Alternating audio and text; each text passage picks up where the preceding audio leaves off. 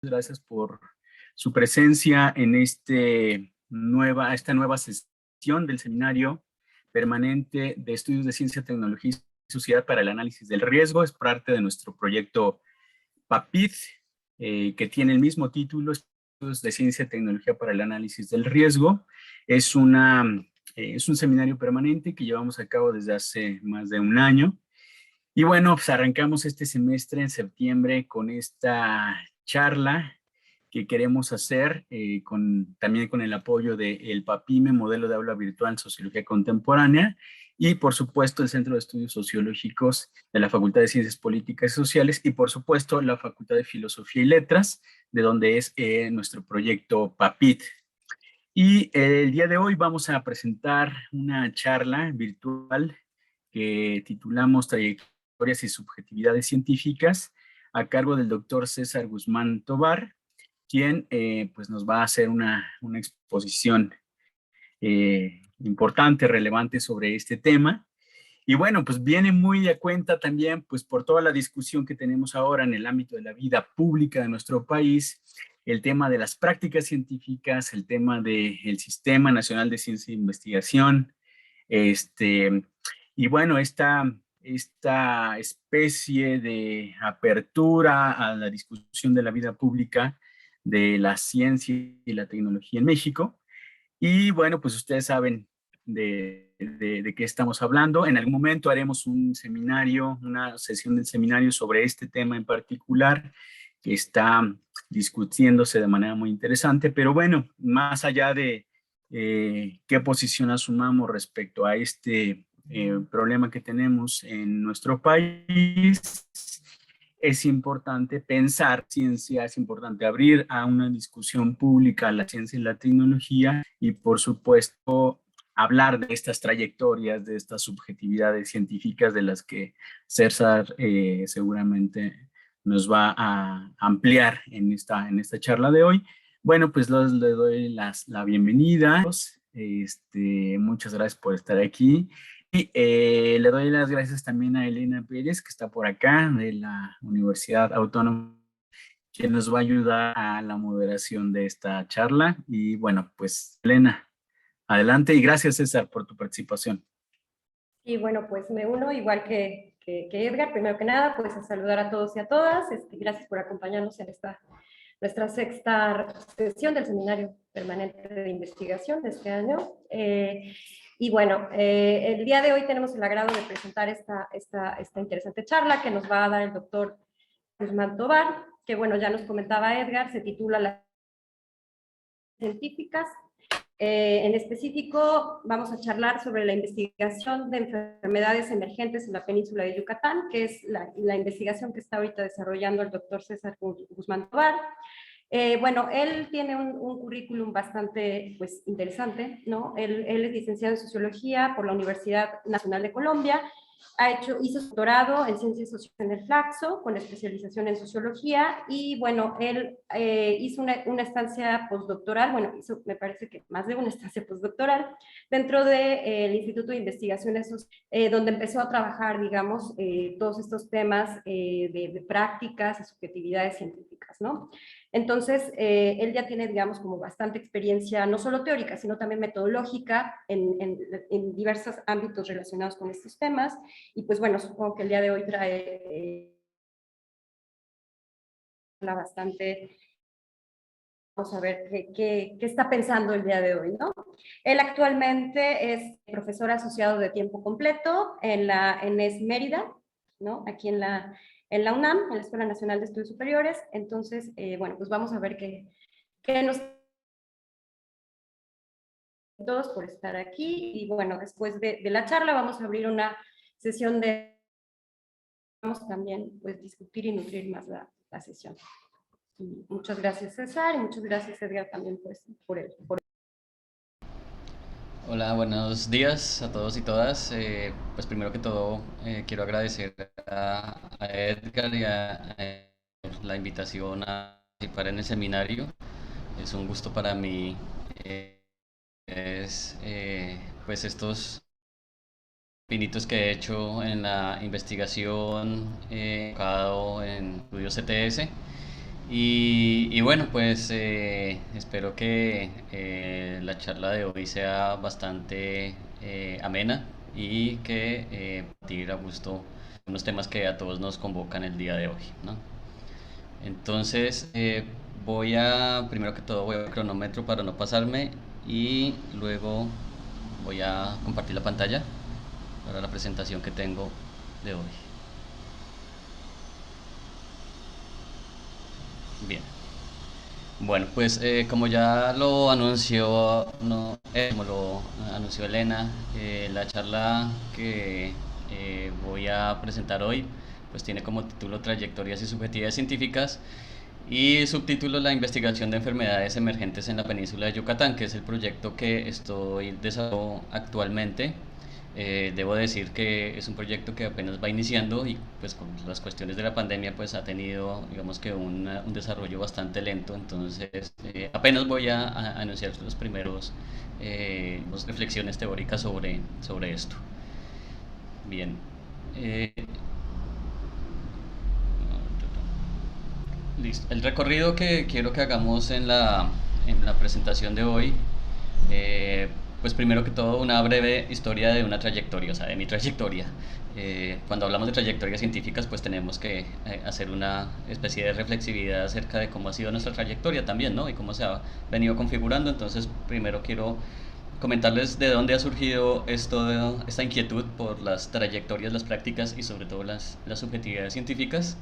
Luego voy a presentarles cómo he configurado, construido, pensado el modelo analítico, que fue digamos, la base de mi investigación doctoral, que es un modelo indisciplinado porque no se alinea con una disciplina en específico. Y luego entonces presentarles algo sobre la nueva apuesta analítica que estoy desarrollando actualmente, que es ya la investigación, como les decía, sobre enfermedades emergentes acá en la península de Yucatán. Y luego algunas reflexiones de por qué estudiar las subjetividades científicas, ¿no? Para qué nos enfocamos en estudiar las subjetividades científicas actualmente y desde un enfoque CTS. Bien, entonces pues para iniciar sobre una breve historia, yo empecé a trabajar en Colombia como profesor en una universidad privada en Colombia, y allí empecé a conocer cómo las condiciones económicas adversas de los profesores y de los académicos y académicas pues atravesaba la vida laboral, ¿no? Entonces ahí empecé digamos como a preocuparme por cómo se desarrolla el trabajo académico en las universidades, bien sea en las universidades públicas o en las universidades privadas, bajo estas condiciones adversas. En Colombia particularmente o ha sido importante también una serie de estigmatizaciones de las ciencias sociales y específicamente de la sociología. Quienes nos dedicamos a hacer sociología en Colombia se nos han estigmatizado por ser auspiciadores de la guerrilla, por infundir ideologías marxistas, ¿no? Digamos que desde los medios tradicionales de comunicación y desde ámbitos gubernamentales se ve a las ciencias sociales como una amenaza política, ¿no? Y todo esto enmarcado dentro de ese contexto histórico de guerra que ha tenido Colombia. Entonces esto también digamos que me causó mucha inquietud de ver cómo se hace sociología o ciencias sociales en un país en medio de la guerra y cómo los investigadores e investigadoras de las ciencias sociales son estigmatizados desde estos ámbitos de poder político y mediático. También me encontré que en Colombia había una ausencia de estudios sistemáticos sobre cómo se hacían las ciencias sociales, ¿no? Esto fue también, digamos, como un punto de partida para mí empezar a reflexionar de cómo se hacen las ciencias sociales en Colombia. Yo, digamos que empecé a trabajar como profesor alrededor del 2012 o 2011. Entonces, digamos que sí, en esta época no encontrábamos estudios sistemáticos sobre esto, ¿no? Sobre las prácticas en ciencias sociales. Entonces, mi inquietud fue abrir la caja negra de las ciencias sociales, ¿no? Tratar de ver cómo se hacen ciencias sociales. Y con esa inquietud me vine a México. Luego de terminar una maestría que hice en Bogotá en investigación en problemas sociales contemporáneos, me vine a México a hacer el doctorado, como lo mencionaba Elena, en la Flaxo México. Llegué aquí en el 2014, inicié el doctorado en ese año.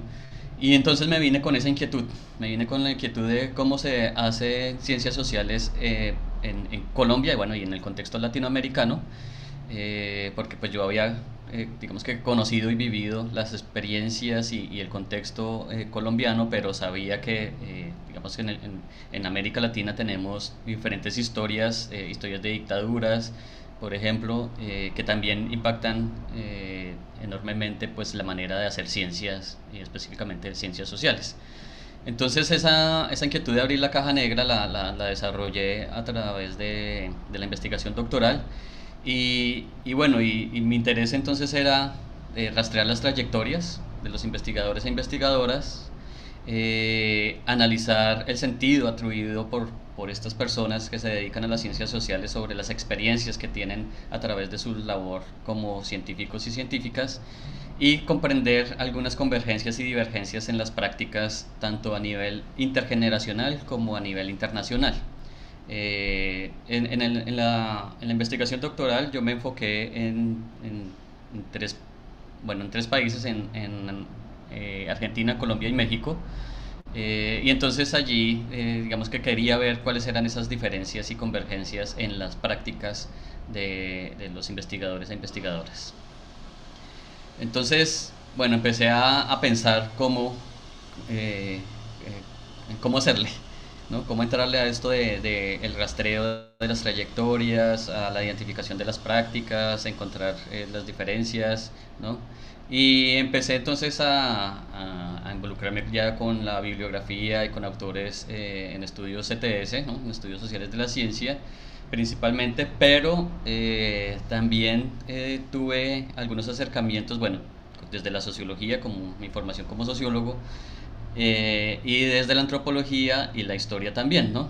Digamos que aquí les muestro una red conceptual desde los estudios CTS y desde la teoría social que me fue muy importante para empezar a delimitar mis preguntas y empezar a formular mi propio modelo analítico, ¿no? Entonces, bueno, aquí hay algunos términos, conceptos, ¿no? que me fueron importantes y los cuales, digamos que alimentaron mi modelo analítico, ¿no? Y como pueden ver, es una red, ¿no? Es una red que, digamos que comparten algunos conceptos desde diferentes áreas o disciplinas, ¿no? Entonces por eso digo que es un modelo indisciplinado, porque no hay una disciplina como tal, ¿no? Y bueno, los estudios CTS por sí mismos son interdisciplinares o buscan esa interdisciplinariedad. Entonces, bueno, digamos que aquí empecé como a tejer esos conceptos y esas categorías que me podrían servir para mi propio estudio. Entonces encontré, digamos, algunos elementos, planteé algunos elementos importantes ya para mi propio modelo analítico después de la lectura de esta bibliografía amplia de estudios CTS, de sociología, antropología, historia, y planteé este modelo, que estos son los componentes generales del modelo. Digamos que trazo una línea temporal iniciando con, bueno, aquí hay una biografía previa y aquí hay una biografía futura, pero el corte temporal para mi investigación era el inicio de la carrera de los investigadores y las investigadoras, teniendo en cuenta que pues había una biografía previa, el inicio de la carrera apenas es un corte, y la posición actual que ocupaban en el momento de hacer la investigación, y pues que habría una biografía futura también, ¿no? Mis categorías principales entonces siempre han sido la de trayectoria y experiencia, ¿no? Que ahí están a lo largo de esta línea vital. Y dentro de esas trayectorias y experiencias entonces planteé estas tres categorías que son los acontecimientos biográficos de cada uno o cada una de ellas, variaciones institucionales, que son, digamos, esos cambios temporales dentro de las instituciones en donde laboran, pero también, digamos, esas movilizaciones que hacen dentro de diferentes instituciones, y mediaciones sociales, que son todos estos elementos de contexto, como les mencionaba, por ejemplo, el contexto del conflicto armado en Colombia o el contexto de las dictaduras en Argentina, ¿no? Entonces, esos son, digamos, que estos aspectos sociales o macro sociales que hacen parte de las mediaciones en toda esta, digamos, línea vital de los investigadores, ¿no?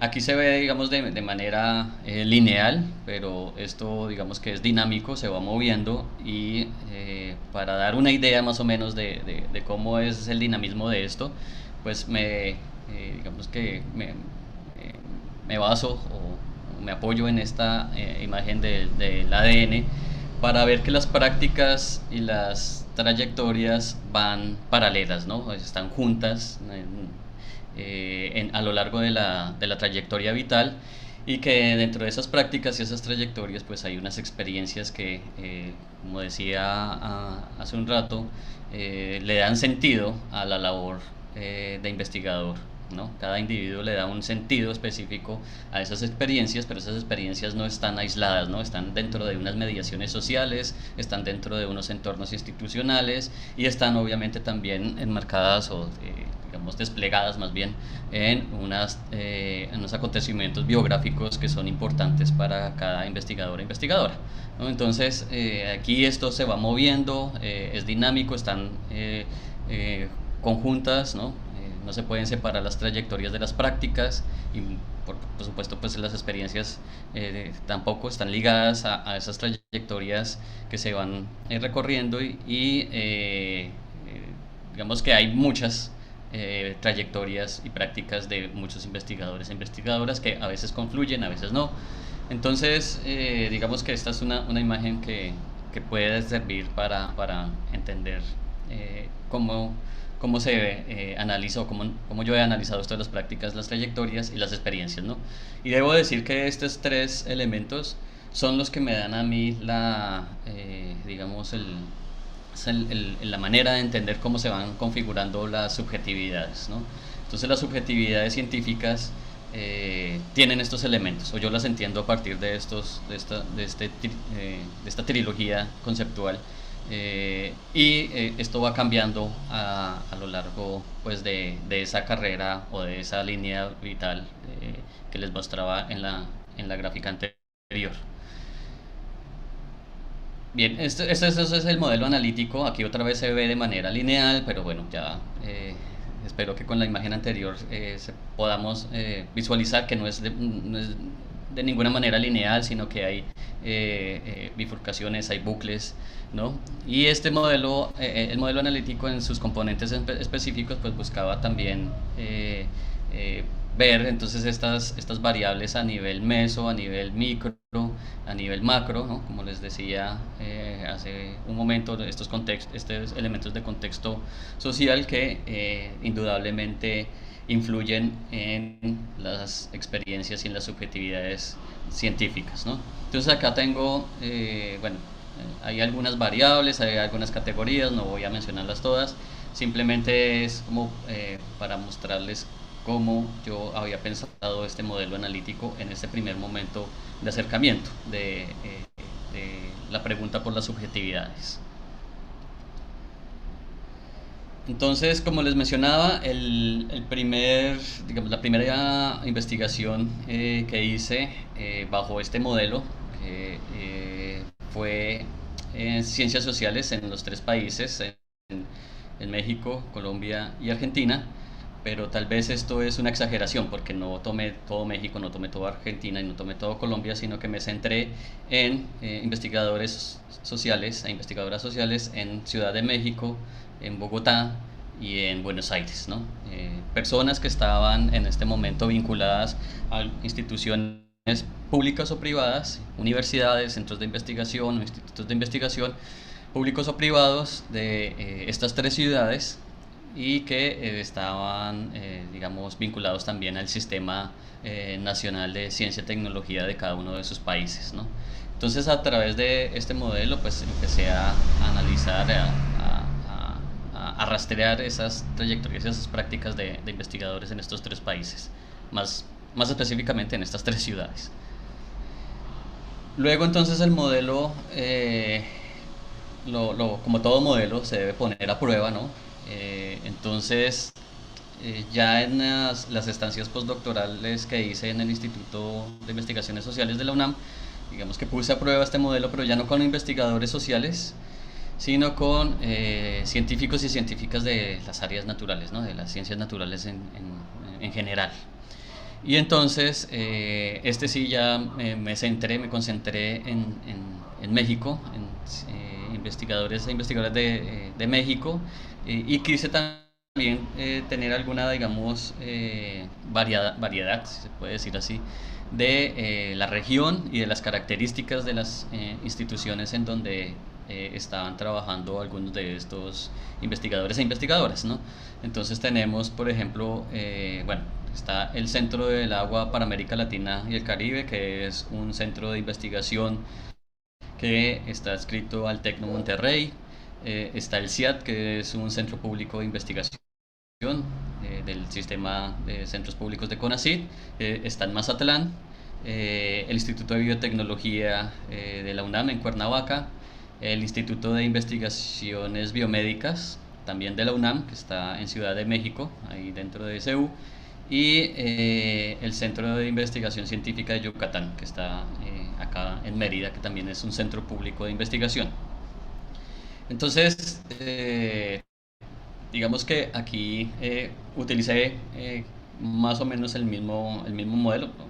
Más o menos no, el mismo modelo, algunos, digamos, algunos ajustes pues que requería para enfocarme pues en las prácticas como tal de las ciencias naturales, ¿no? Por ejemplo, en las ciencias sociales pues no se hablaba o no hablábamos dentro de las entrevistas y dentro de las charlas que tuve con los investigadores, no se hablaba, por ejemplo, de laboratorios, ¿no? De todo lo que se hace dentro de un laboratorio, mientras que acá en las ciencias naturales esto pues sí marca mucho, no solamente las prácticas de los investigadores, sino sus trayectorias, ¿no? Entonces, digamos, al inicio de las trayectorias de los científicos y científicas, se trabaja mucho en el laboratorio. Hay mucho trabajo de mesa, como ellos dicen, como ellos y ellas dicen, trabajo en mesa o trabajo de mesa.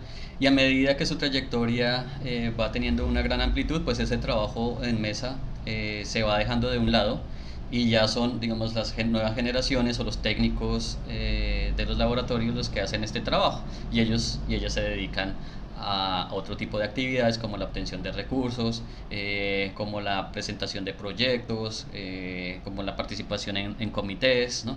Que todo esto hace parte de una de las categorías que tenía yo, que eran los rituales, ¿no? ¿Cuáles son los rituales científicos que hay dentro de las prácticas? Entonces, bueno, hay una diferenciación importante, ¿no? El hecho de, de hacer trabajo de laboratorio en una época específica, o bueno, casi específica de la trayectoria es bastante importante, y el sentido que se le da a ese trabajo en laboratorio también era importante. De estas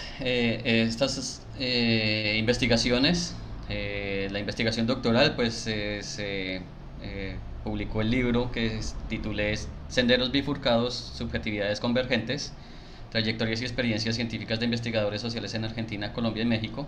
Salió publicado el año pasado, y que pues por cuestiones de la pandemia, digamos que no se ha podido, o bueno, tuvo una demora también en su publicación, y ahora ha tenido algunas complicaciones para su venta y demás, o sea, su divulgación. Pero bueno, si están interesadas en este libro, pues me pueden contactar y ahí miramos cómo lo podemos compartir. Y dentro de las investigaciones que hice como estancia postdoctorales, que fueron 2 estancias, también estos son algunos de las publicaciones que hice.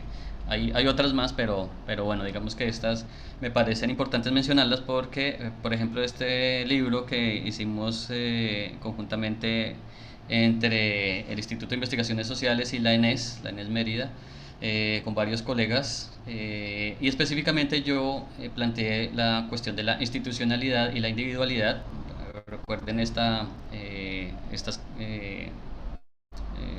categorías de lo institucional y de lo biográfico en las interacciones, ya específicamente hablando de ese vínculo entre ciencia y sociedad, ¿no? Que ese fue otro de mis preguntas ya para las investigaciones postdoctorales, ¿no? ¿Cómo se da ese vínculo, cómo se entiende ese vínculo entre ciencia y sociedad dentro de los investigadores e investigadoras, ¿no? Y aquí, bueno, planteé tres casos de investigación, tres casos de centros de investigación, y otro, este es un artículo que salió publicado en la revista Trilogía, que se tituló Subjetividades fragmentadas, o sea, ya a manera de pregunta, haciendo como una especie de reflexión sobre lo que había escrito anteriormente, si realmente hay una fragmentación en las subjetividades, ¿no? Porque una de las ideas que había planteado anteriormente es que efectivamente hay una especie de fragmentación dentro de las subjetividades por parte de las prácticas que se desarrollan, por parte de las trayectorias que se llevan a cabo, y que hay diferentes tipos o perfiles de investigador, ¿no? No podemos hablar de una sola ciencia, no podemos hablar de una sola práctica científica, no podemos hablar de una sola trayectoria, pero al hablar de esa multiplicidad, ¿qué pasa con las subjetividades? ¿Se fragmentan o se mantienen a lo largo de una carrera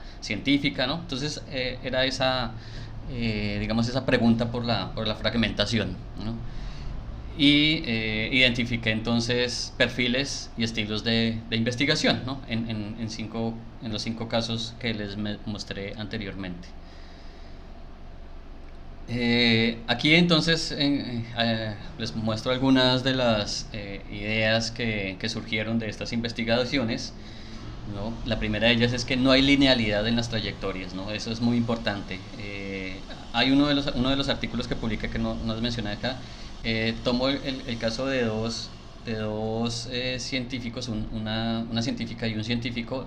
La científica tenía una trayectoria mucho menor que la del científico, pero ahí encontré, por ejemplo, en esos dos casos encontré que sus trayectorias no habían partido de un punto A hacia un punto Z, sino que habían vuelto, ¿no? De A a B y de B a C, pero entonces después de C vuelven a B por circunstancias familiares o por circunstancias laborales, ¿no? Entonces vuelven a un centro de investigación o vuelven a la universidad donde se formaron. Bueno, digamos que ahí no hay linealidad, ¿no?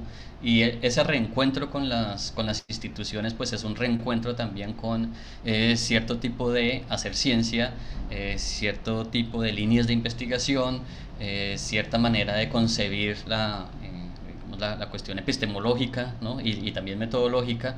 Entonces, esa no linealidad de las trayectorias implica muchas cosas, implica para la ciencia cómo hacer ciencia, ¿no? Obviamente pues también no hay una unilateralidad de las experiencias, ¿no? Hay una multiplicidad, y esa multiplicidad, digamos, que refiere en algunos casos a aspectos comunes, pero en otros casos aspectos biográficos que son importantes, ¿no?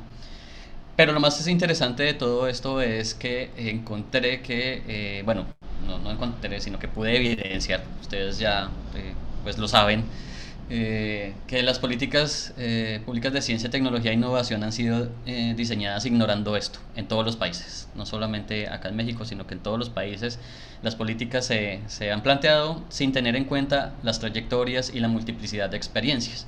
Y entonces se crean instrumentos de política pensando en que hay un solo perfil o una sola manera de hacer ciencia, ¿no? Y además que se entiende la ciencia de una manera muy general, ¿no? Digamos, hacen la separación entre áreas de conocimiento y todo esto, pero dentro de esas mismas áreas de conocimiento hay una multiplicidad también de elementos que las políticas no tienen en cuenta.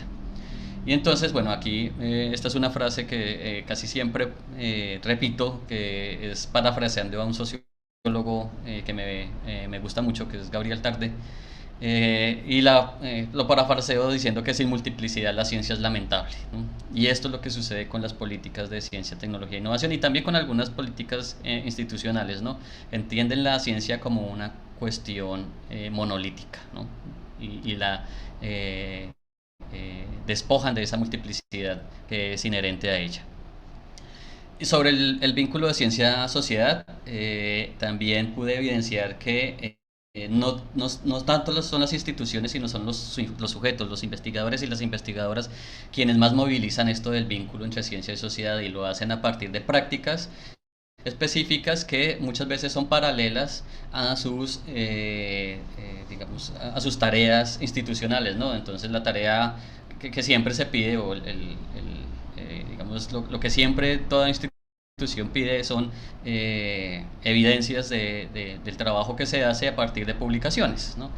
Y pues los científicos y científicas nos tenemos que someter de alguna manera a estos requerimientos, pero muchas veces los investigadores hacen otras cosas que no están dentro de esos requerimientos de CONACYT, de ALESNIT, de CONICET en Argentina, etcétera, y hacen entonces estos vínculos entre ciencia y sociedad a partir de prácticas, digamos, específicas, como por ejemplo la atención a pacientes, ¿no? Digamos, un laboratorio dedicado a la investigación de tuberculosis no solamente se dedica a investigar la enfermedad como tal, la tuberculosis, sino que además atiende pacientes. Esto lo encontré en uno de los institutos, ¿no? Y esa atención a pacientes lo hacen, como diríamos en algunos ámbitos, por amor al arte, en este caso por amor a la ciencia, y esos son esos vínculos entre ciencia y sociedad que no se tienen en cuenta muchas veces, y de los cuales no hay publicaciones, pues porque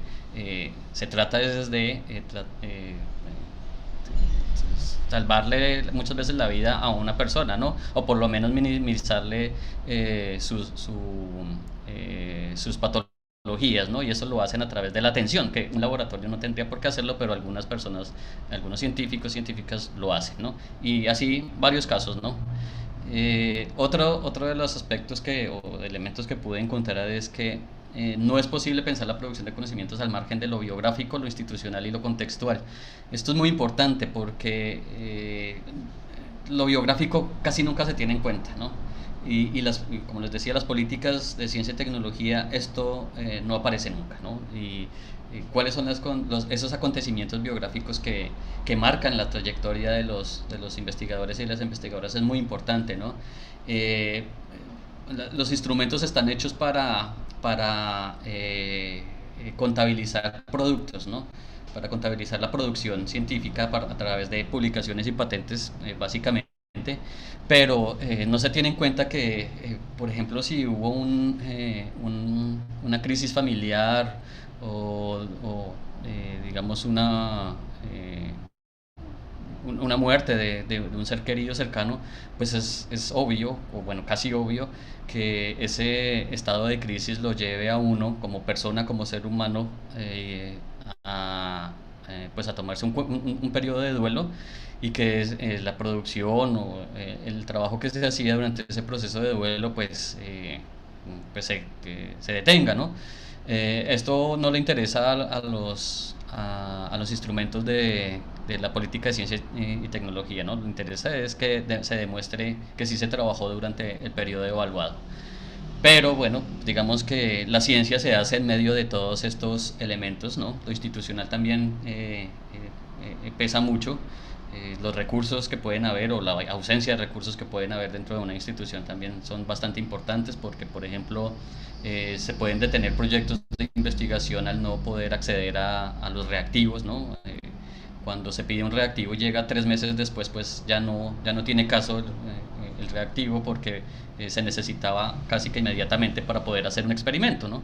Entonces esto también pesa mucho, y de nuevo las políticas no lo tienen en cuenta. Y lo contextual también es muy importante, porque por ejemplo en las ciencias sociales estos contextos de guerra en Colombia o de dictadura en Argentina marcaron mucho las líneas de investigación de algunos investigadores e investigadoras, ¿no? Entonces, el estudio por la memoria, por ejemplo, fue algo que se encontró porque un investigador o una investigadora fue víctima de la dictadura militar, le asesinaron a un familiar, a una persona cercana, y entonces se da esa pregunta por la memoria, o en Colombia, por ejemplo, el desplazamiento forzado también a partir del contexto del conflicto. Entonces, algunos investigadores que entrevisté se enfocaron al estudio del desplazamiento, al estudio también de las condiciones de la guerra, ¿no?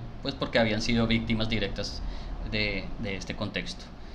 Y entonces pienso yo que los estudios CTS deben rastrear estos vínculos, ¿no? Estos vínculos entre lo individual, lo institucional y lo contextual. Y luego, pues bueno, encontré algunos estilos de hacer ciencia, ¿no? Que de todas maneras hacen parte de un grupo pequeño de científicos y científicas, ¿no? Y la idea es seguir explorando en diferentes ámbitos, en diferentes disciplinas, en diferentes áreas de estudio, en diferentes regiones, pues para seguir poniendo a prueba este modelo, pero sobre todo pues para seguir generando conocimiento de cómo se hace la ciencia en nuestros países. Aquí, bueno, no voy a leerles, estos fueron algunos de los perfiles encontrados en las investigaciones. Solamente voy a mencionar los tipos de perfiles, no sus características. Aquí en la primera, primer perfil, están los investigadores orientados principalmente al trabajo individual, ¿no? Que se hace principalmente dentro de las oficinas. Están orientados, no quiere decir que lo hagan siempre así, pero sí hay una orientación a ese tipo de investigación. Otros orientados principalmente al trabajo colectivo en laboratorio, y otros orientados principalmente al vínculo con sectores productivos y en campo, ¿no? Digamos, estos son algunos de los perfiles que encontré, y ahí hay unas características. Bien, ahora el proyecto actual que estoy desarrollando en la ENES, ¿no? Bueno, este proyecto se titula La investigación de las enfermedades emergentes en el contexto de la pandemia de COVID-19, los procesos de construcción y usos del conocimiento, que es también una cuestión que me interesa mucho, cómo se usa el conocimiento científico, en este caso el conocimiento que se ha generado sobre el estudio de las enfermedades emergentes aquí en la península de Yucatán. Esto hace parte pues de la línea de relaciones y procesos entre ciencia, tecnología, ambiente y sociedad que está implementada en la ENES.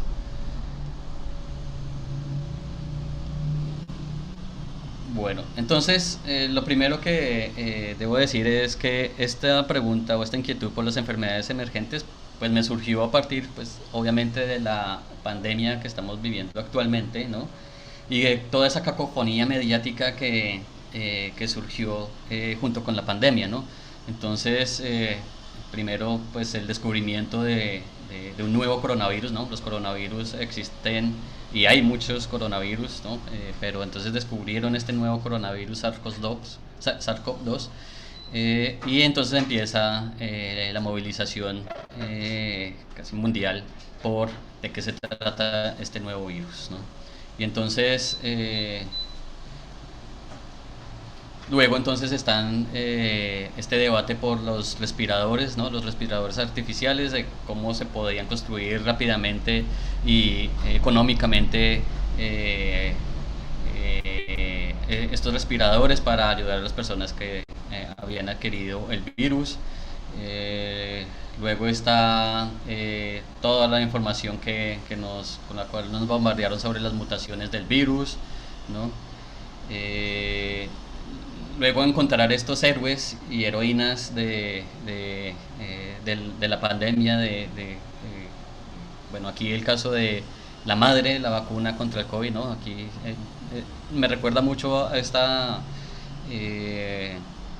tendencia que tenemos siempre de encontrar los padres fundadores de una disciplina, las madres fundadoras de una disciplina. Bueno, aquí la madre de la vacuna.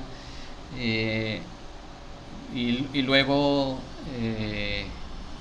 está entonces el debate por la efectividad de las vacunas, ¿no? Efectivas las vacunas, ¿no? Y todo esto se ha planteado casi que de manera lineal, ¿no?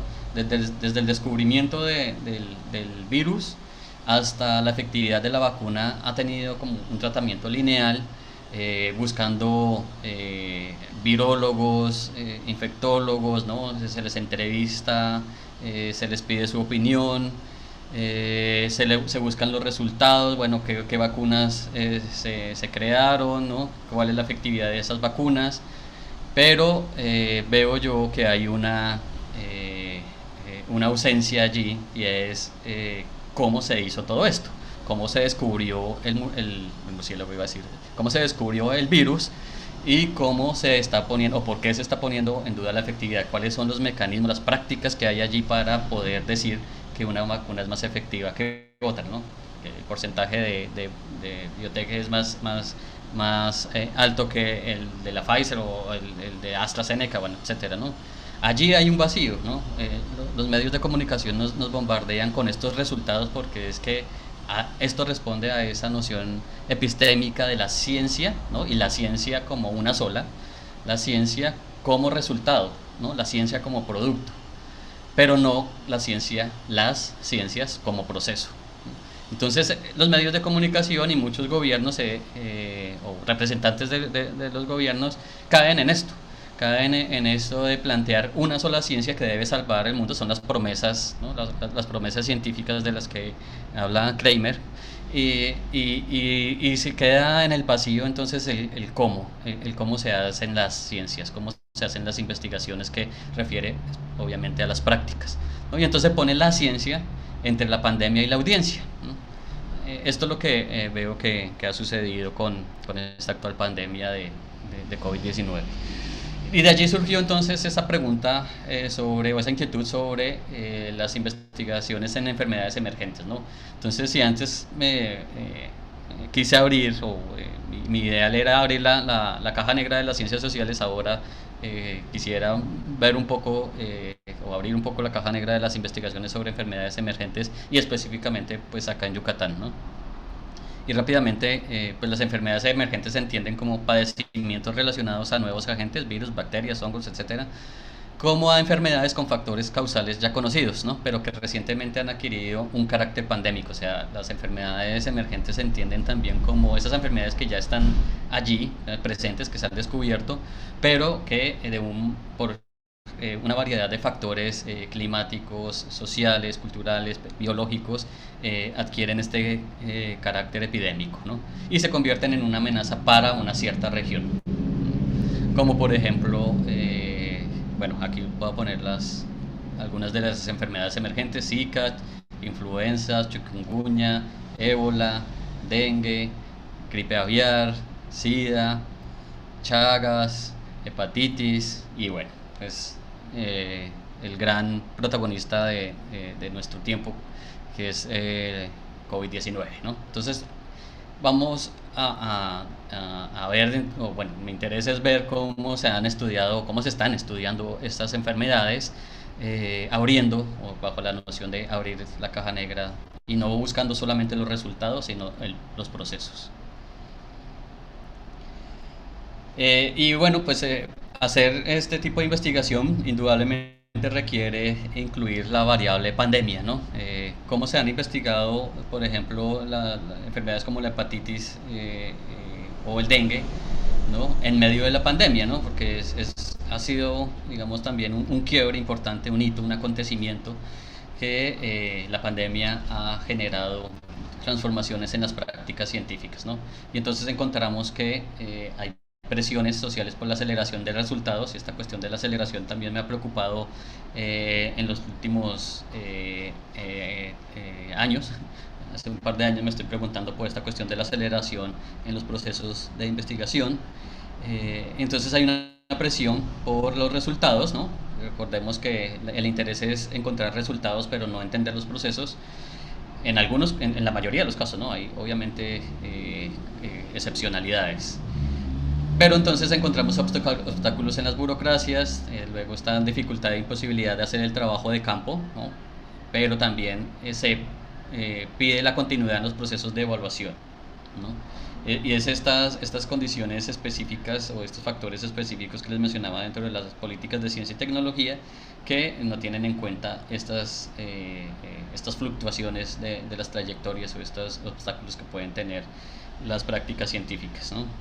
Otro punto son las controversias científicas acerca de los procedimientos de prevención, contagio, las pruebas, la fabricación, la efectividad de la vacuna, pero también la ambigüedad de las instituciones y de los gobiernos, ¿no? Entonces hay muchas controversias alrededor, o han habido muchas controversias alrededor de esto, y gobiernos que toman posición, como aquí Bolsonaro, en donde siempre tuvo esa posición negacionista del virus, ¿no? Que era una gripiña.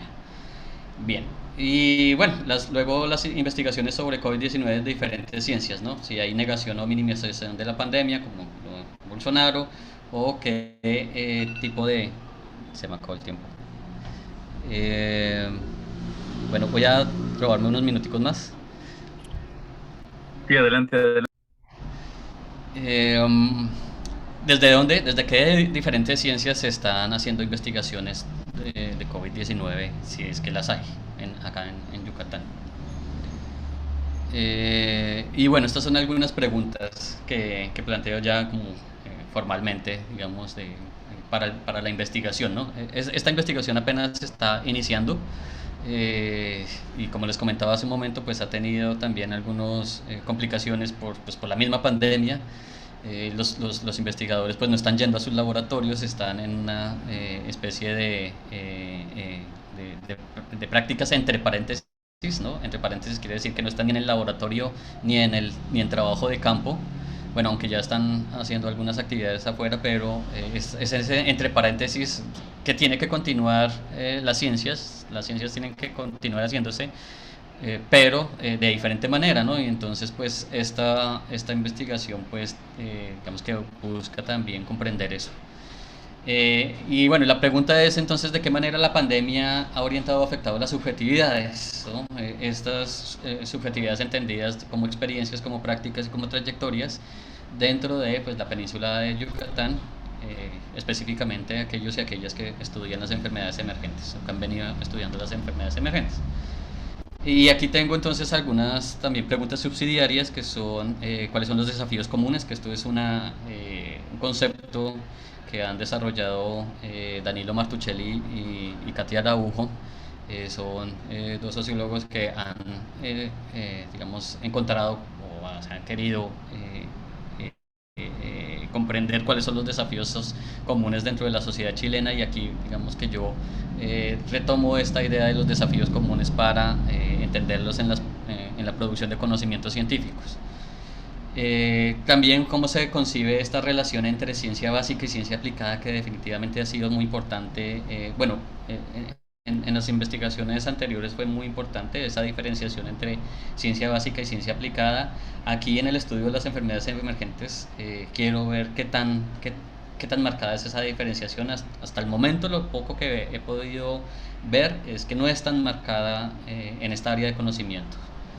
Y luego el uso social de los conocimientos, qué se hace con esos conocimientos que se han generado alrededor de las enfermedades emergentes. Bueno, y entonces aquí pongo a discusión de nuevo el modelo, pongo a prueba el modelo, pero con unos nuevos elementos, con unas nuevas categorías, ¿no? Están, bueno, las prácticas, las experiencias, las trayectorias, que son digamos, mi trilogía por excelencia de las subjetividades científicas, pero esto entonces dentro de una biografía, ¿no? Que ya también pues, lo había venido trabajando, que hace parte de la emocionalidad de los científicos y las científicas, pero también una topología, que esto digamos es un nuevo elemento que no había incluido antes, o no de esta manera, que es un concepto que ha trabajado Pickering en sus estudios sobre las prácticas científicas. Él habla de la topología. Toda práctica científica está anclada a un lugar, a un topos, ¿no? Y ese topos hace parte de la materialidad de las prácticas científicas, ¿no? Y también entonces cómo se construye la idea de científico, que esto es una noción también que pone Ian Hacking, ¿no? Que lo que se construye no es el científico, sino lo que se construye es la idea de científico, ¿no?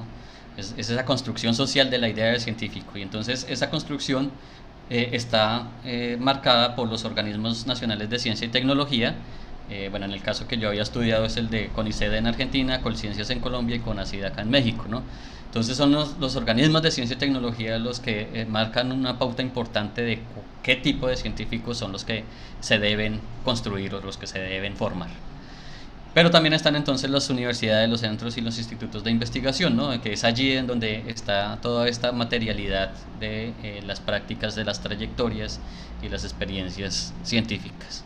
Y bueno, algo que ya les había comentado, lo de los acontecimientos biográficos, las experiencias que hay dentro de las instituciones, y aquí entonces se entiende cómo se construyen las trayectorias, ¿no? Entonces es un proceso, el hacer ciencia es un proceso que incluye, desde mi punto de vista, la construcción de trayectorias y la construcción de ideas de científico, de lo que se espera de un científico en sociedad.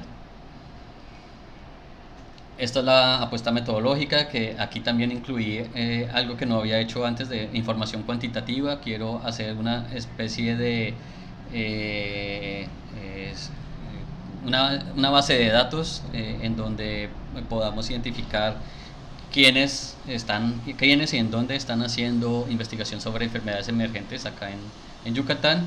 Y bueno, en la información cualitativa que siempre he venido trabajando a partir del archivo, a partir de entrevistas en profundidad y a partir de observación no participante, que esto pues estará marcado también por cómo se desarrolle la pandemia. Y finalmente, ¿por qué estudiar las subjetividades científicas? Esto digamos que siempre me ha inquietado a mí, bueno, desde que estaba, como les comentaba, en Colombia, trabajando como profesor allá en Bogotá. Siempre me preocupé por las subjetividades, ¿no? Porque se habla de subjetividades políticas, se habla de subjetividades culturales, se habla hasta de subjetividades deportivas. Por ahí encontré una investigación sobre subjetividades deportivas, pero no se habla de subjetividades científicas, ¿no? O por lo menos yo no había conocido investigaciones sistemáticas sobre las subjetividades, ¿no? Y entonces ese fue uno de de las grandes motivaciones para digamos, querer plantear esta línea de investigación. Y como les comentaba, pues también hay un desconocimiento de las trayectorias individuales en la definición de las políticas de ciencia y tecnología, ¿no? Se desconocen cuáles son esas dimensiones económicas y culturales de la labor científica, porque se cree que la ciencia es algo más o menos homogéneo y que de nuevo es algo que se ve a través de sus productos y no de sus procesos. También pues para entender cómo se construye el conocimiento desde su ámbito más digamos micro sociológico, pero también teniendo en cuenta pues desde los estudios CTS no nos podemos quedar en lo micro, ¿no? Tenemos que ver es el conjunto de actores, el conjunto de la materialidad que hay allí inmersa en las prácticas, ¿no? Y entonces pues entender cómo se construye conocimiento dentro de esas relaciones, ¿no? Dentro de esa multiplicidad de relaciones dentro y fuera de los laboratorios, ¿no? Que esto es un interés que ya clásico dentro de los estudios de ciencia y tecnología. Y luego, bueno, las experiencias científicas, ¿no? Entender las experiencias científicas en diferentes entornos socioeconómicos pues es bastante importante, ¿no? Pienso yo que si podemos entender estas diferencias de los entornos socioeconómicos, es diferente hacer las ciencias aquí en la península de Yucatán que hacerlas en Ciudad de México por diferentes elementos, ¿no? Pues si entendemos esas diferencias, pues entonces podemos también plantear políticas de ciencia y tecnología más acordes con nuestras realidades, y pues esto se hace aún más importante pues en este momento de crisis sanitaria, ¿no? Se le pide a las ciencias digamos resultados, ¿no? Pero pues esos resultados están mediados por una variedad de factores que hay que tener en cuenta, ¿no? Y luego entonces pues de comprender estas desigualdades, ¿no? En términos ya, como se habla dentro de los estudios ETS de capacidades científicas y tecnológicas, pues puede ser un buen insumo para tomar decisiones de contexto, ¿no? No solamente a nivel político, sino también a nivel institucional. Y bueno, me excedí un poco, pero pues muchas gracias y cualquier aporte será bienvenido. Cualquier pregunta pues también, y bueno, esperemos que fluya un buen diálogo. Bueno, pues muchas gracias, César. Verdaderamente creo que ha estado una charla muy enriquecedora. Bueno, yo ya había tenido oportunidad de conocer un poco tu trabajo, toda esta parte de la construcción metodológica que habías hecho en tu investigación postdoctoral, y me llama mucho la atención ahorita cómo estás llevándola, ¿no?, hacia un tópico, pues, que bueno, pues de interés además general, ¿no?, por toda esta cuestión, pues, de la pandemia, todo esto que tiene que ver con un contexto, ¿no?, de hacer ciencia y donde están emergiendo, pues como dices tú, ¿no?, distintas subjetividades que al mismo tiempo están conectadas o no pueden estar separadas de cuestiones pues más macro, ¿no? Y que, repito, hago hincapié en esto, pues al final de cuentas son objetos de interés para todos, no solo para quienes estudiamos ETS, sino pues creo que tendrían que ser cuestiones que se estén discutiendo también a nivel pues de la sociedad, porque pues de aquí van, ¿no?, como muchos de los planes o muchas de las cuestiones que tienen que ver con la salud que viene, ¿no?, o con las formas de afrontar muchos de estos retos, ¿no?, que la pandemia nos está como, pues digamos, demandando, ¿no? Y bueno, vamos a abrir, por supuesto, la sesión de preguntas, respuestas, comentarios.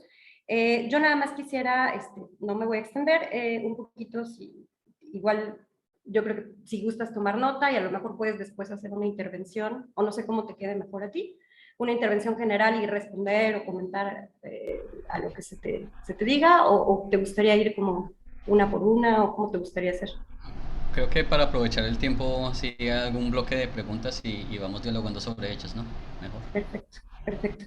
Entonces, bueno, si yo no me extiendo, nada más es preguntarte un poco esto, ¿no? Sobre todo para pues la gente que nos está viendo y que está haciendo tesis, ¿no? Yo estoy haciendo tesis, hay gente que está haciendo investigaciones ahorita, toda esta parte metodológica, ¿no? O sea, ¿cuáles son estos retos? A lo mejor que tú nos puedes hablar acerca de tu experiencia en tu trabajo, a lo mejor que hiciste durante tu experiencia postdoctoral, estos grandes desafíos que existen tanto para construir indicadores, ¿no?, que nos aporten una perspectiva analítica, ¿no?, variada, rica, bueno, enriquecedora, para comprender todas estas cuestiones de las subjetividades, ¿no? Porque muchas veces dentro de la investigación pues, social y también pues, dentro de las cuestiones como más científicas, esta parte de la subjetividad siempre, como tú bien dices, ¿no?, permanece un poco difusa o es una parte que da miedo, ¿no?, a veces entrarle, porque dice uno, bueno, a lo mejor puedes perder cierta densidad en otro tipo de análisis, o cuáles son estos retos metodológicos que tú enfrentaste, ¿no?, en este trabajo y que, bueno, también vislumbras un poco ahorita en esta nueva investigación donde entiendo que estás aplicando muchos de estos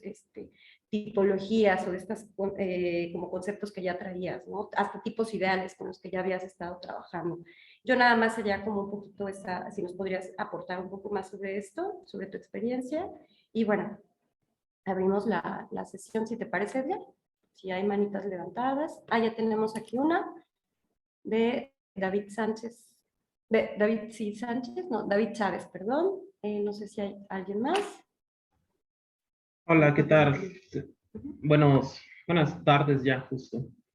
Pues mi pregunta va en relación sobre el concepto de tecnociencia de Javier Echeverría y cómo bueno, sabemos, ¿no?, que tecnociencia son aquellos proyectos científicos y tecnológicos que son concebidos praxeológicamente, es decir, que tienen una finalidad y que tienen financiamientos millonarios, ya sea estatales o privados, ¿no? ¿Cómo esto afecta la subjetividad del quehacer científico a la hora de, más allá de la comunicación de la ciencia, a la hora de del constante presión por resultados, ¿no? Más allá del quehacer, bueno, incluyendo el quehacer científico y más allá de la comunicación científica, ¿cómo afecta este desarrollo tecnocientífico que es, creo yo, hegemónico en los proyectos ahora? ¿cómo afecta a esta subjetividad cómo dirías tú que afecta a esta subjetividad que mencionas en tu investigación? Bueno, esa sería mi pregunta. Gracias. Muchas gracias, David. No sé si hay alguna otra pregunta, comentario. Va a ser. Y, muchas gracias, César, por tu exposición. Me parece muy interesante la investigación y el modelo que estás proponiendo.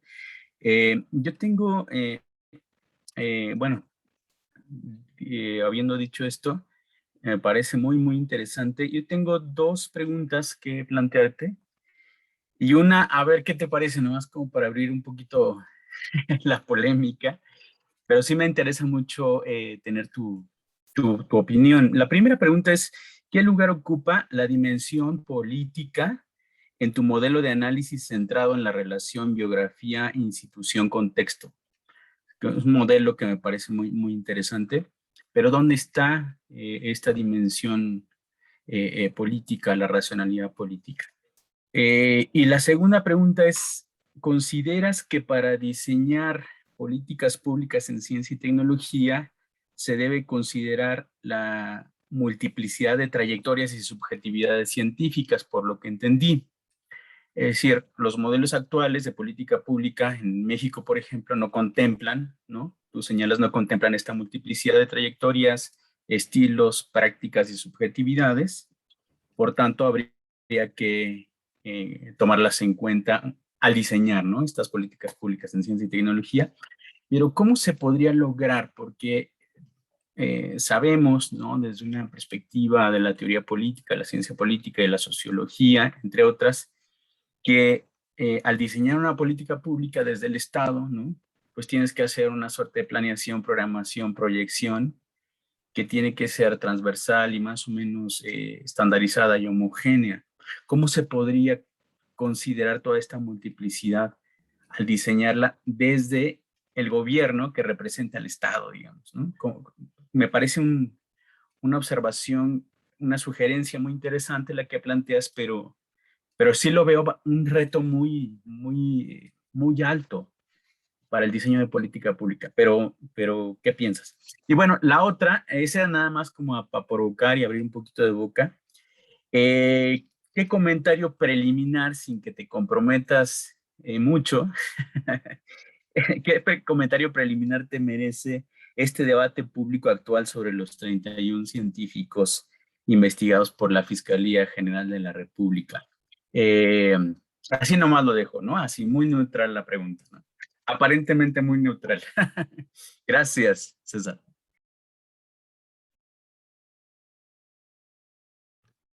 Por ahí hay otra manita alzada de Bere Vega. Así es. Adelante, Bere. Hola, ¿qué tal? Buen día. Sí, muchas gracias. Y bueno, pues felicidades por la presentación. Me llamó en particular la atención esta frase cuando pones a la ciencia entre la pandemia y la audiencia, sobre todo porque yo he tenido experiencia en medios de comunicación y hoy más que nunca se necesita la presencia de científicas y científicos en los medios, no solamente hablando de esta información que ya se tiene o que se está trabajando, ¿no? Sino también para que esta comunicación sirva de algo a las personas en el tema de que tengan esa información, todos esos temas actualizados y no verlos solamente como meros espectadores. Me gustaría mucho preguntarte si has considerado también entonces incluir la experiencia que científicos y científicas han tenido al salir a medios que no sean solamente, por ejemplo, propios de las instituciones educativas como TV UNAM o Radio UNAM, en el caso en que yo he podido observarlo, sino en medios más de difusión masiva y sobre todo en redes sociales, ¿no? ¿Cuál sería también tu presencia de las y los científicos ante un resto de la población que no conoce de estos procesos que bien señalas tú y que solamente nos llega el producto ya dado, ¿no? Una nota o una actualización a lo que está ocurriendo, pero no tenemos el panorama, o más bien deberíamos tener el panorama de los procesos que hay detrás de eso? Muchas gracias. Muchas gracias, Bere. No sé si... bueno, hay otra intervención de la doctora Elena Arriaga. ¿Te parece si la damos? Y después, si gustas, comenzamos con tu intervención para que no sean tantas cosas. ¿Sí? Adelante, doctora. Listo, muchas gracias. Bueno, me parece interesante. Qué lástima que no supe que estabas haciendo el estudio en el Instituto de Biotecnología. Creo que como participante en este proyecto y con los 30 años que llevo trabajando en el instituto, sería muy interesante ver a detalle esto y de repente platicar. Porque bueno, pues he estado participando yo desde el área de transferencia de tecnología, gestión de patentes y ahora desde el campo de la bioética y la bioseguridad. Entonces creo que sería muy interesante que de repente platicáramos con más detalle, porque te puedo aportar, creo que elementos interesantes, como esto que comentaban, desde qué tanto influye los capitales, ¿no? La inversión para presionar la generación de recursos, la participación de la industria. Yo te puedo decir que en caso de México es un poco diferente, ¿no? Que presione para tener resultados, porque en México pues ha habido deficiencia de recursos de los organismos como el CONACYT, para la ciencia y la tecnología, y que por otro lado han obligado a la gente a hacer desarrollo tecnológico y que bueno, en el caso nuestro, pues se han desarrollado productos que han servido al país, pero también tenemos investigadores que han colaborado con el exterior y que han tenido un papel secundario. Entonces, bueno, creo que tendríamos mucho que platicar al respecto en este estudio tan interesante que tú estás haciendo. Gracias. Muy bien, gracias doctora Elena, gracias a todos por sus intervenciones. ¿Te parece si comenzamos, César? Vale, bueno, agradezco sus comentarios y preguntas. Siempre es enriquecedor recibir este tipo de retroalimentaciones pues de participaciones, porque lo ponen a pensar a uno en cosas que tal vez no había pensado, ¿no? Y bueno, voy a tratar de ser muy esquemático para responder uno a uno las inquietudes. El primero, el que tú me planteabas, Elena, sobre los retos metodológicos en la investigación, pues han sido varios, ¿no? Cuando inicié en el doctorado, pues los retos eran, eran de tiempo y de recursos, ¿no? Digamos, poder plantear una investigación en 3 países, que finalmente fueron solo 3 ciudades, hacerlo en un tiempo muy corto, porque el doctorado en Flaxo, no sé si ustedes sepan, pero bueno, dura solo 3 años, a diferencia de otras instituciones en donde dura 4, en Flaxo dura 3, y entonces plantear metodológicamente este modelo que hubiera podido ser desarrollado en ese tiempo tan corto fue todo un reto, ¿no? Y entonces la movilidad, el contacto con los investigadores y las investigadoras, eso digamos en términos operativos. Y en términos ya digamos más cognitivos, pues el poder plantear un modelo propio. Y yo creo que esto es uno de los retos que debemos poder enfrentar en toda investigación, ¿no? El poder conceptualizar, ¿no? No solamente repetir lo que dijeron Latour, lo que dijeron Wolgar, lo que dijo, etcétera, ¿no? Sino plantear nuestras propias categorías de análisis, nuestros propios modelos, a partir, sí, obviamente, de estas investigaciones que ya han desarrollado los clásicos, pero no hacer esa copia de la teoría laturiana a nuestro contexto latinoamericano, ¿no? Sino ver qué es lo que está sucediendo en el contexto latinoamericano, o en el contexto mexicano específicamente, o en el contexto yucateco ahora, aún más específico, para poder plantear este tipo de categorías analíticas, ¿no? Por eso me dio la oportunidad, digamos, este concepto de los desafíos comunes. ¿Cuáles son los desafíos comunes que a los cuales se están enfrentando ahora los investigadores de Yucatán, ¿no? Ya ni siquiera de un país, sino de una región muy específica, que pueden ser distintos a los retos o los desafíos que se están enfrentando en este momento científicos de Ciudad de México o de Monterrey, ¿no? Entonces, hay que generar ese tipo de categorías analíticas y poder plantear modelos, ¿no? Y como todo modelo, pues se tiene que poner a prueba. Puede que en algunos casos funcione bien, en otros casos el modelo no sirva y toque replantearlo, y eso es todo un reto, ¿no? Poder replantear ese modelo para ajustarlo a la realidad y no ajustar la realidad a una teoría o a un modelo extranjero, ¿no? Ese es el principal reto y yo creo que lo debemos hacer en todos los procesos de investigación, ¿no? Y bueno, me quedaría también pues ahora con la cuestión de la pandemia, pues el reto metodológico ha sido poder desarrollar en sí misma esta investigación dentro de esa reflexividad también de yo mismo como investigador, cómo me está afectando a mí la pandemia, ¿no? Esas reflexiones también son interesantes y que muchas veces en los artículos, en las publicaciones nos salen porque no interesan, pero personalmente pienso que sí debemos hacer reflexiones muy profundas sobre eso y bueno, la estrategia que yo he llevado a cabo es plantear este tipo de reflexiones no en artículos científicos, académicos, que a las revistas muchas veces le dicen quite esa parte porque no nos interesa.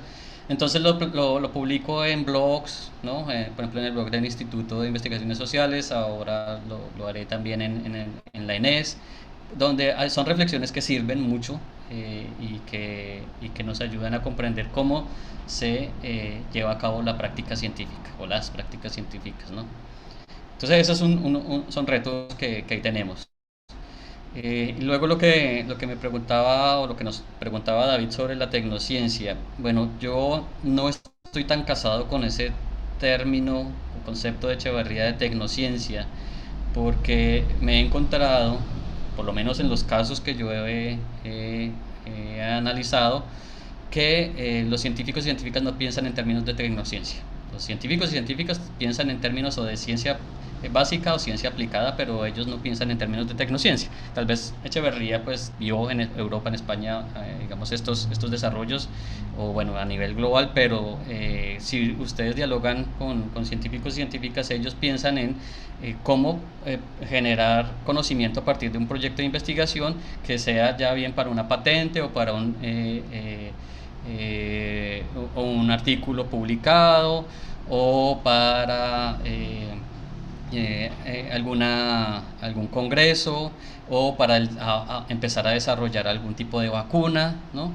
Pero no están pensando en voy a hacer este proyecto de investigación para generar un producto tecnocientífico.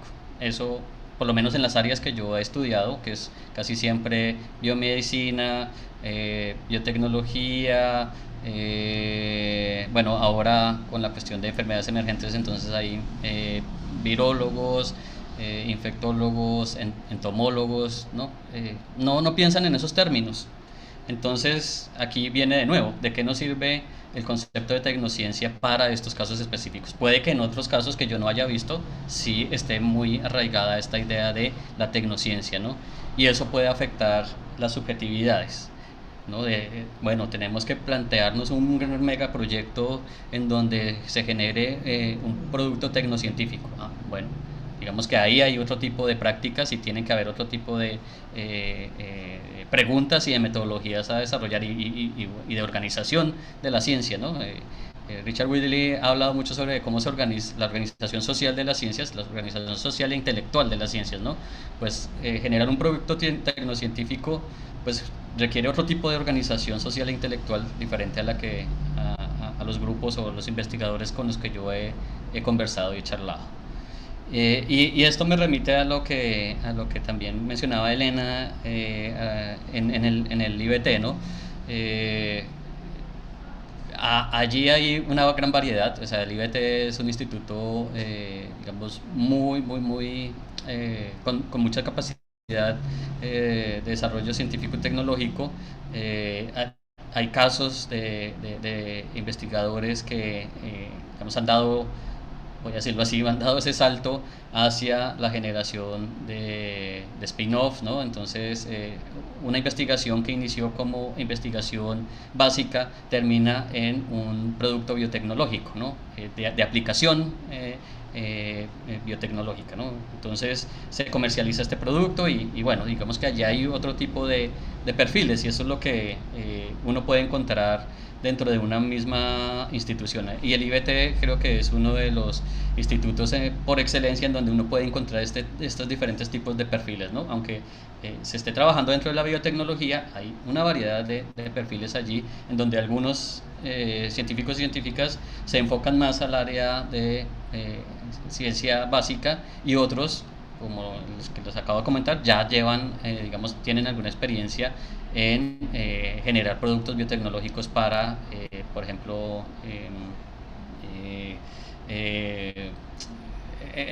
combatir enfermedades en productos agrícolas, ¿no? Entonces, eso, digamos, genera unas trayectorias diferentes, ¿no? Genera también cambios en la manera de concebir las ciencias, ¿no? Eso es uno de los, digamos, de los elementos con los cuales yo converso con los científicos y científicas, es cómo ha cambiado esa apreciación del hacer ciencia a lo largo de la trayectoria, porque en un momento inicial puede que la ciencia se conciba de una manera y a lo largo de su trayectoria profesional pues cambie, también a raíz de la introducción de nuevas metodologías, de planteamiento de nuevos conceptos, la introducción de nuevos aparatos, ¿no? La materialidad también influye en las trayectorias y en las prácticas científicas y eso hay que tenerlo muy presente. Y bueno, luego las preguntas de Edgar. ¿Qué lugar ocupa la dimensión política? Bueno, aquí la dimensión política, si te entiendo bien, tú me la preguntas no como política de ciencia, como política pública de ciencia y tecnología, ¿no? Sino como, ¿o sí? O como la postura política de los investigadores e investigadoras. Sí, así es, como la postura, la ideología incluso, ¿no? Las convicciones políticas. Bueno, aquí también hay una variedad, pero bueno, uno podría reducirlo, digamos, como a dos diferentes maneras de concebir estas posturas y es eh, el hecho de que algunos científicos piensen que deben tener total autonomía y libertad para hacer ciencia y plantear sus proyectos de investigación, muy como lo pensaba Polanyi, ¿no? Esta libertad y esta república de las ciencias, entonces los científicos no deben, según la concepción de algunos, no deben tener ninguna intromisión ni de los gobiernos ni de la ciudadanía, porque pues para ello, por eso ellos son los expertos, ¿no? Y por otro lado, entonces he encontrado también algunas otras posturas en donde lo que se piensa es que sí debe haber alguna participación en la vida pública, ¿no? Y debe haber una retroalimentación de otros actores, ¿no? Y entonces allí encontramos esas dos posiciones clásicas que se han visto mucho en el debate en los últimos meses a raíz de la promulgación del proyecto de ley, del nuevo proyecto de ley de ciencia, tecnología, innovación y humanidades, ¿no? Entonces uno ve los debates públicos que hay, ¿no? En los foros, ahora pues gracias a la pandemia uno puede ir a todos los foros o a casi todos los foros porque todos se transmiten por internet, lo que hace falta es tiempo, pero los que yo he podido ver, las posturas están en estos dos polos, ¿no? O sea, yo creo que no nos retrocedimos, sino que resurgieron estos dos polos de la manera en la que Polanyi concebía la ciencia y la manera en la que Bernal concebía la ciencia. Ahora como que encontramos estas dos maneras de pensar el hacer ciencia, ¿no? Y esa diría yo que es las dimensiones o la dimensión política de los científicos y científicas actualmente, ¿no? Y ahí, digamos, hay matices obviamente, pero esos son los dos polos que están de nuevo en el debate, por lo menos acá en México. Sobre si para diseñar políticas se deben tener en cuenta o establecer, tener en cuenta, digamos, estas maneras diferentes de entender la ciencia y cómo hacerlo. Yo pienso que el hecho de poder establecer y de comprender los diferentes perfiles que hay es un gran paso, ¿no? Puede ser un gran paso comprender que para un biotecnólogo o biotecnóloga es importante hacer ciencia básica y también comprender que para otro biotecnólogo o biotecnóloga es más importante hacer difusión, divulgación de la ciencia, ¿no? Y es que estos son los diferentes perfiles que uno puede encontrar, ¿no? El hecho de que alguien se enfoque en hacer divulgación de la ciencia no quiere decir que sea mal científico o científica, ¿no? Y esto es lo que anteriormente, pienso yo, se había de alguna manera promulgado muy sutilmente, ¿no?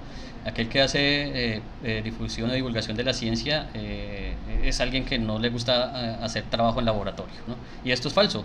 De nuevo, en el Instituto de Biotecnología, pero también en otros centros de investigación de los que les mostré, hay personas que son muy buenas haciendo difusión de la ciencia o divulgación de la ciencia, y también son muy buenas haciendo trabajo en laboratorio o trabajo de campo, ¿no?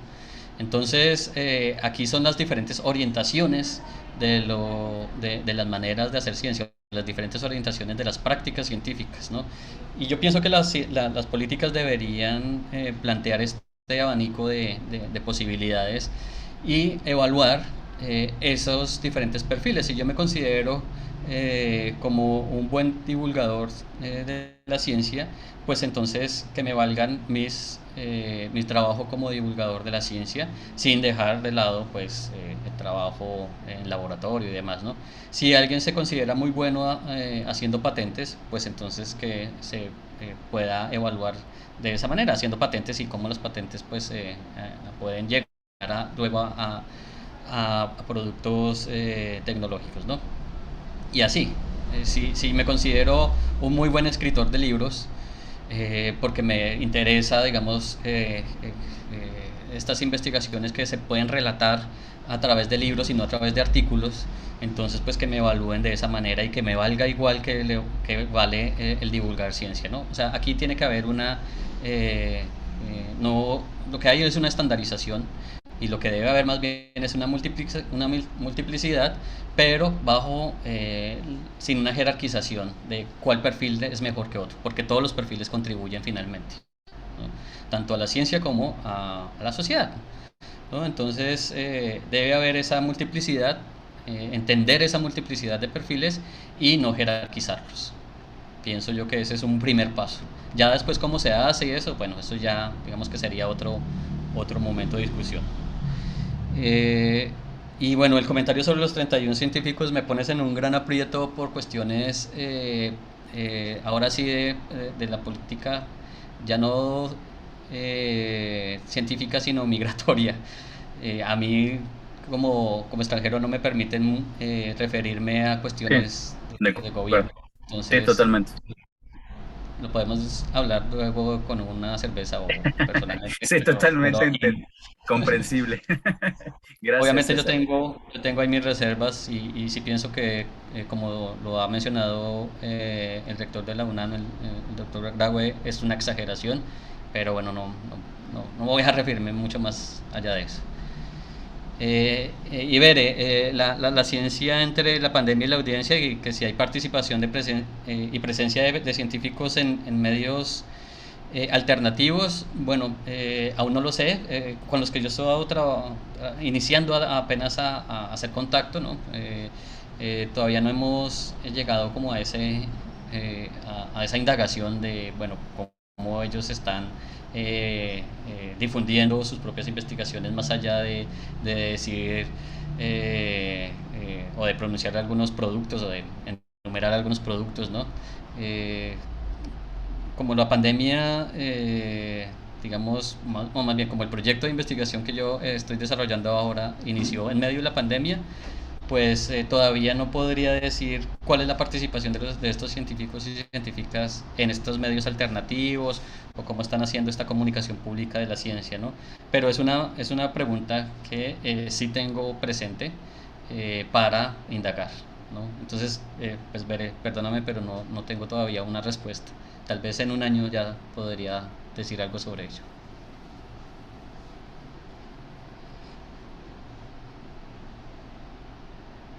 Bueno, espero haber podido responder sus inquietudes o abrir también el debate para otras reflexiones. Bien, César, bueno, primero, antes de otra cosa, creo que tú tienes, ¿no? ¿Clase? Eso también te quería preguntar antes de... No, ya hice un ajuste ahí para podernos extender un poco más si es el caso. O sea, no, no hay problema por eso. Perfecto. Entonces, no sé si hay... Edgar, ¿tienes la mano levantada? ¿Tú quieres decir algo? O... Sí, muchas gracias, César, nuevamente. Me parece muy interesante el modelo que estás proponiendo. Yo imaginaba cuando lo exponías este salto que hemos dado en los estudios sociales sobre ciencia y tecnología, estudios ETS, sobre la perspectiva ya clásica, digamos, ahora del análisis de los paradigmas prácticas de investigación cuniana, el análisis de los programas de Lakatos y después la propuesta de Ian Hacking, ¿no? El análisis de estilos de investigación. Echeverría también tiene un análisis praxeológico, ¿no? Su propuesta de análisis praxeológico. Fontovich y Rabbit nos propone el análisis de las comunidades ampliadas de evaluación, que es otro ámbito muy interesante, es decir, tomar en cuenta la sociedad civil organizada y la idea hacia una suerte de democratización del conocimiento. Y me parece que tu modelo es muy interesante porque podríamos pensar, bueno, César está planteando el análisis de trayectorias, que ese es una propuesta muy interesante. A mí me parece sociológicamente también muy relevante porque implicas todo este background, ¿no? que hemos ganado con la teoría sociológica y bueno, la movilizas, ¿no? Para el análisis de trayectorias, experiencias, subjetividades y su relación. Esta trilogía que planteas me parece muy interesante. La verdad es que sí, te agradezco mucho la propuesta y la exposición.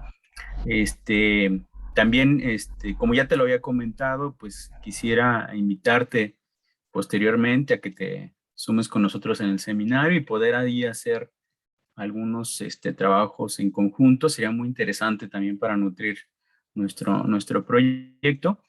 Y me quedé pensando nuevamente en el tema de la política pública, cómo hacer política pública considerando esta multiplicidad que planteas y el análisis de perfiles que se desprende de esto, ¿no? Que nos estás planteando. Es decir, se tendría que hacer un análisis de distintos perfiles.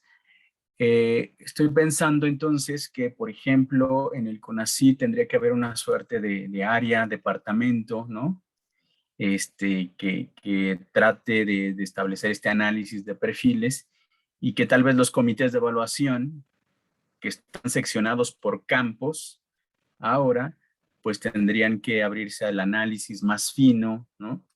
De perfiles, que eso es muy interesante, porque pasar del análisis de campos de conocimiento que están estandarizados al análisis de perfiles nos permitiría incluso promover la transdisciplinaridad. Y eso es un elemento muy interesante. Claro, sería una complejidad, digamos, organizativa, administrativa mayor, pero bueno, vale la pena, desde mi punto de vista, considerando lo que tú planteas, proponerlo. Solamente quería comentar eso.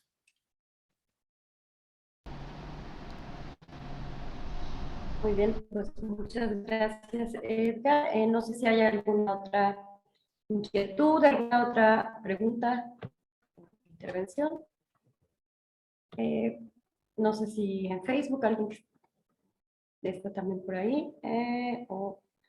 Porque si no, bueno, yo te hago también una última como pregunta que tiene que ver un poquito igual, ¿no? Recuperando tus experiencias de investigación y que estamos, ahora que estamos, ¿no? Como en esta cuestión de las miradas y analizar como el tema, pues también como en esta mirada que tienes de tu propio trabajo, ¿no? Que te miras a ti mismo mirando a los otros. Cuando estabas haciendo, ¿no? Tu investigación, cuando ya hiciste tus entrevistas, todo esto, ¿cuál era el interés que despertaban en estos científicos o la gente que tú entrevistabas, pues, lo que tú estabas haciendo, ¿no? En el entendido de que diste también un salto entre gente de ciencias sociales, te fuiste también hacia la parte de ciencias naturales. ¿Había un interés por esta parte, por analizar estas trayectorias? ¿O qué era, digamos, qué les despertaba el que tú les estuvieras contestando, preguntando diversas cosas sobre, pues, incluso yo creo que hasta, pues, de sus biografías, ¿no? Como todas estas cuestiones. ¿Cómo notaste esta parte? Y si había una retroalimentación en algún momento también de parte de ellos hacia ti, de ti hacia ellos, o sea, cómo era este juego, ¿no? De ir y venir y, digamos, como en este enriquecimiento de las, pues, de las subjetividades, ¿no? Compartidas. Como, ¿qué podrías como comentar al respecto? Hola, bueno, gracias Elena de nuevo.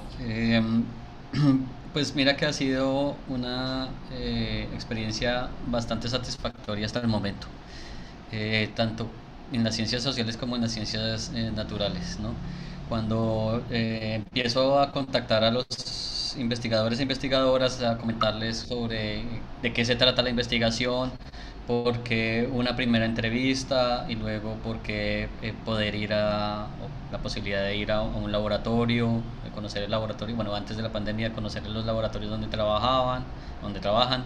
Es siempre gratificante porque he recibido respuestas muy positivas. Siempre los científicos y científicas estamos como muy dispuestos a conversar sobre lo que hacemos. No sé, a mí tengo esa idea que esta práctica de poder comunicar lo que hacemos, así sea a una persona como yo, digamos que es colega en las ciencias sociales o que es ajeno a las ciencias en el ámbito de las ciencias naturales, es algo que tenemos nosotros interiorizados los científicos y científicas en la gran mayoría, ¿no? Nos encanta hablar de lo que hacemos, de nuestras investigaciones, y así lo he notado yo en la gran mayoría de las investigaciones, de las entrevistas que he hecho y en las conversaciones que he tenido. Entonces para mí ha sido muy gratificante, no he tenido mayor dificultad en ese sentido. Siempre me han recibido con gran entusiasmo, me abren las puertas de sus oficinas, me abren las puertas de sus laboratorios cuando es posible, tienen mucha paciencia para explicarme de qué se trata lo que hacen, ¿no?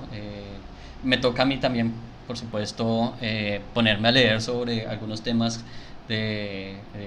pues que son totalmente ajenos para mí para poder comprender algunas cosas de lo que ellos y ellas hacen. Por ejemplo, hace 2 años me tocó inscribirme a un congreso sobre citometría de flujo, porque estaba trabajando o estaba con unas personas que se dedicaban a un laboratorio que se dedicaba a un laboratorio de citometría de flujo, ¿no? Entonces, para poder entender bien de qué se trata esto de la citometría de flujo, pues la mejor manera de hacerlo era pues asistiendo a un congreso que hubo, un congreso latinoamericano de citometría de flujo, y entonces allí pude más o menos entender algunas cosas, no todo obviamente, de lo que se trata, ¿no? Y esto también es otro, hablando de los retos y sobre tu pregunta, este es otro de los retos metodológicos, ¿no? Poder establecer algún tipo de comunicación y de intercambio conceptual para que no quede todo lo que ellos hacen como un vacío para mí, ¿no? Que el sentido que tiene para ellos también adquiere algún sentido para mí, ¿no? Porque qué importa, o sea, digamos, a ellos, la vida de ellos y de ellas es la citometría de flujo. Y a mí me interesa la citometría del flujo en el momento que en el momento que yo analizo cómo ellos la desarrollan. Y luego ya pues mi vida continúa con lo de las subjetividades y otras cosas. Entonces, ese momento metodológico en el que tiene que adquirir sentido para mí también la citometría de flujo es importante y es todo un reto.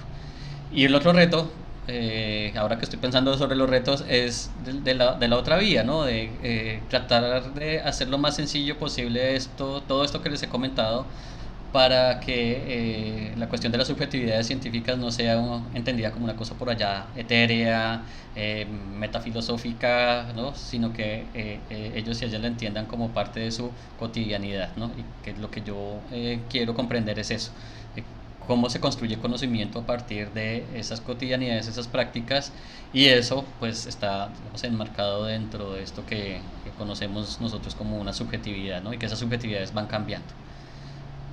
Eso es muy importante y bueno, en ciencias sociales pues sí fue mayor el reto en términos de poder hacer investigación en 3 países, ¿no? La movilización, el contacto, aun cuando éramos de áreas cercanas o afines, ¿no? Siempre cada investigador, cada investigadora y cada área de conocimiento tiene sus propias particularidades, ¿no? Entonces el hecho de que seamos sociólogos o sociólogas no quiere decir que todos pensemos de la misma manera. Y esto es un error de las políticas, ¿no? Porque se generan, ahora como Edgar lo decía, bueno, están las áreas de conocimiento, pero esas áreas de conocimiento tienen que aún, pensaría yo, tienen que aún plantearse con mucha más variedad de la que hay hasta este momento, ¿no? Eh, es que hay muchas especialidades dentro de las disciplinas, ¿no? Nosotros lo pensamos desde las ciencias sociales, entonces desde la sociología, un sociólogo es diferente a un antropólogo, intereses diferentes. Dentro de la misma sociología, la disciplina tiene muchas especialidades, ¿no?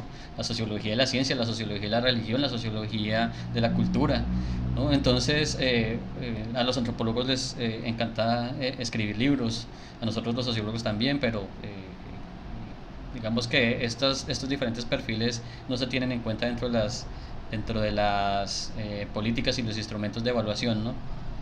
Y entonces encontrar esa diversidad con investigadores de Colombia, de México y de Argentina, lo hice, fue bastante interesante también conocer esas diferentes trayectorias disciplinares e institucionales, ¿no? Es diferente la UNAM que la UBA, por ejemplo. Entonces, allí hay que comprender todo esto también. Y de nuevo, el reto fue poder yo comprender todo esto, ¿no? La historia de la UNAM, me tocó leer muchísimo de historia de México, historia de la ciencia de México, y luego historia de, por ejemplo, de la UNAM, o historia del sistema de ciencia, de los centros públicos de investigación, cómo se conformaron, por qué se conformaron, ¿no? O sea, me tocó leer muchísimo para poder comprender estas trayectorias institucionales que también son muy importantes. Igual en Argentina, ¿no? Comprender el sentido que tuvo para la sociedad argentina las dictaduras, porque muchos de las personas que entrevisté vivieron en carne propia esta cuestión de la dictadura, ¿no? Y entonces estos desplazamientos que hubo, o los exilios que hubo, también fueron muy importantes en sus trayectorias, ¿no? Y comprender todo eso, pues, significaba para mí darle sentido, ¿no? Darle un nuevo sentido, más que como un dato histórico, ¿no? Como un telón de fondo, ¿no? Había que darle un sentido a eso. No ponerlo como un telón de fondo, que eso es otro de los retos metodológicos. Muchas gracias, César. Sí, creo que A ti. sí, tienes toda la razón. O sea, efectivamente, tú mismo tienes, ¿no? Que, bueno, a la hora que estás como investigador tratando de comprender otro tipo de, pues hasta de campos, no importa que seas uno sociólogo, que sea antropólogo, o sea, siempre tienes que nutrirte, ¿no? Y sobre todo creo que hiciste una labor titánica al tratar de hacer estas evaluaciones entre 3 instituciones, y seguramente ahorita que lo estés haciendo en Yucatán, como más focalizado, te tocará también seguramente echarte un clavado, ¿no? A toda esta parte histórica, antropológica, o sea, finalmente darnos cuenta, ¿no? De cómo muchas cosas convergen y que a veces no son evidentes, ¿no? Y creo que este tipo de investigaciones como las que tú haces precisamente aportan una claridad, ¿no? Sobre cómo los distintos campos, pues al final de cuentas pueden tener una serie de interrelaciones, ¿no? Que permiten construir, pues, nuevo conocimiento, y creo que finalmente estás haciendo una interesante contribución, ¿no? Como ya nos está señalando, pues, también Edgar, ¿no? Y bueno, no sé si hay alguna otra intervención. En el chat aquí del Zoom nos está recomendando Francisco Luis Giraldo un texto sobre políticas de ciencia, tecnología e innovación en Colombia, que bueno, nos pone aquí el link y bueno, parece que está como bastante relacionado con estas cuestiones metodológicas que tú nos estás hablando. Entonces aquí está en el chat. Gracias por compartir, Francisco. Y no sé si hay alguna otra intervención o comentario. Si no, pues igual ya podríamos ir cerrando la sesión si ya no hay alguna otra cosa. O si tú, César, te gustaría igual cerrar con algún comentario.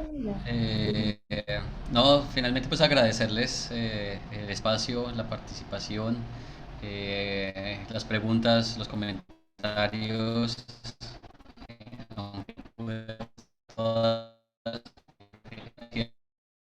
porque lo pone a uno también a reflexionar. Uno tiene que salir de ese solipsismo en el que nos ha llevado la pandemia, ¿no? A pensar aisladamente, y estos espacios pues tienen que aprovecharse para eso, ¿no? Entonces agradezco de nuevo, Edgar y Elena, la invitación, y a todos los asistentes por sus preguntas y comentarios. Muchísimas gracias y espero poder seguir participando en las otras sesiones. Seguramente me tendré que retirar en el momento que empiece la clase, pero pues si no hay problema podré estar allí muy atento a las siguientes sesiones. Absolutamente, yo creo que tu presencia en el seminario va a ser pues, muy enriquecedora. Pues bueno, gracias nuevamente por unirte y bueno, no sé, Edgar, si quieres decir algo más. Bueno, pues nuevamente muchas gracias, César, por tu participación, por tu charla, tu exposición y la presentación de esta propuesta de modelo. Me parece muy importante, interesante, y ya tendremos más tiempo también para discutirla y comentar de otros temas que se quedaron ahí en la mesa, que son interesantes también. Muchas gracias, Elena, también por tu moderación. Les agradezco a todas y a todos. Y tendremos una charla para una parte de nuestro seminario para octubre. En la sesión de octubre tendremos, para el 22 de octubre, trabajaremos con el doctor Jorge Enrique Linares, una charla sobre riesgo desde la perspectiva bioética y en el contexto de la pandemia. Entonces vamos a trabajar esos temas aquí con Jorge, que es el que preside este PAPIT. Y bueno, pues ahí les mandaremos información y bueno, pues muchas gracias a todas y a todos. Seguiremos en contacto. Y Ale Peña, por si quieres también sumar, adelante, bienvenido al seminario. Muchas gracias también a la Facultad de Ciencias Políticas y Sociales, a esta transmisión en vivo, a Cecilia que está por ahí, y a Tina que nos ayudan siempre en la transmisión. Y bueno, pues cerramos el día de hoy. Buena tarde para todas y todos. Hasta luego. Que estén muy bien. Buenas tardes, Hasta que estén luego. muy bien. Muchas gracias. Hasta luego, buen día. Saludos a todos, buena tarde. Gracias, saludos. Gracias, hasta luego. Adiós. Adiós, gracias a todos.